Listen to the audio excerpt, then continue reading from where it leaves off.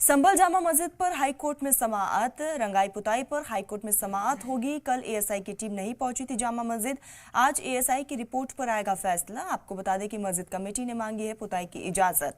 तो कोर्ट की तरफ से एएसआई की टीम को यह आदेश दिया गया है कि वो बाहरी इलाके का पूरा जायजा ले और कहां पर क्या करना चाहिए, कहां पर कितनी पुताई होनी चाहिए, कहां पर क्या काम होना चाहिए, इसको लेकर एक रिपोर्ट को तैयार किया जाए। और आज इसी पूरे मामले को लेकर समाअत है, जहां एएसआई की टीम अपनी रिपोर्ट को कोर्ट के सामने रखेगी और उसके बाद कोर्ट की तरफ से कोई बड़ा फैसला आ सकता है। आपको बता दें कि इससे पहले भी जामा मस्जिद के अंदर दाखिल होकर एएसआई की टीम ने सर्वे किया था।